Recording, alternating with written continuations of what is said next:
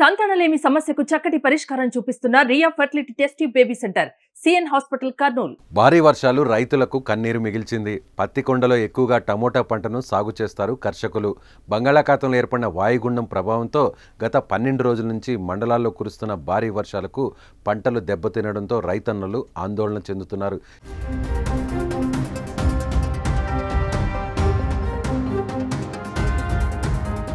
చేతికొచ్చిన పంటలన్నీ కూడా ప్రకృతి వైపరీత్యాలతో నష్టపోయారు. గత ఏడాది వర్షాలు లేక కరువుతో విలవిలలాడి తీవ్ర నష్టపోయారు. అలాగే ఈ ఏడాది అధిక వర్షాలకు చేతికొచ్చిన పంటలు కళ్ల ముందే దెబ్బతినడంతో రైతుల పరిస్థితి ఆగమ్య గోచరంగా మారింది. ఈ విధంగా రైతులు ప్రతి ఏటా దిగుబడులు లేక తీవ్రంగా నష్టపోతున్నారు.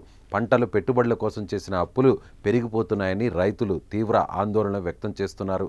వర్షం వల్ల అంతా కుళ్ళిపోయేదే, నేలపాలైపోయేదే, మాకేం లేదు, గిట్టుబాటు ధర కూడా లేదు.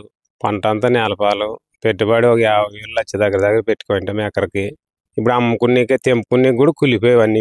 ఇప్పుడు పత్తి కొన పోయి అమ్మనీకి కూడా పోతే అన్నీ కుళ్ళిపోయి రేటు కానీ లేదు వాటికి. మామూలు ఇప్పుడు మంచికి 300. ఇంక ఇప్పుడు మందు సంచి కొనాలంటే 1800, 1600, 1200. యాది కొనాలంటే అదే ఇంక మందు కొట్టే మందు అంతే. ఇప్పుడు దీనికి 5 ట్యాంకులు పడుతుంది, 1500 పడుతుంది కొట్టాలంటే కూడా. మనం వ్యవసాయ శాఖ అధికారులు నష్టపోయిన పంట పొలాలను పరిశీలిస్తున్నారు. ఎకరాకు 50,000 చొప్పున ఆర్థిక సాయం చేసి ఆదుకోవాలని రైతులు ప్రభుత్వాన్ని కోరుతున్నారు. 12-13 రోజులైంది కంటిన్యూ వర్షాలే.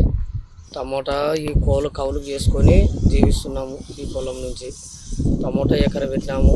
మొత్తం 50,000 దాకా పెట్టుబడి వచ్చింది. భారీ వర్షాలు, ప్రతిరోజు వర్షమే. మొత్తం నేలపాలైనాయి. పండిన పంట ఒక గంపలికి ఒక కాయ కూడా పడలే. మొత్తం తెచ్చి దండలు పోసినాము. ఎవరు ఏ అధికారి కానీ ఎవరైనా కానీ వచ్చి చూడనీకైనా కానీ ఏమీ రాలే.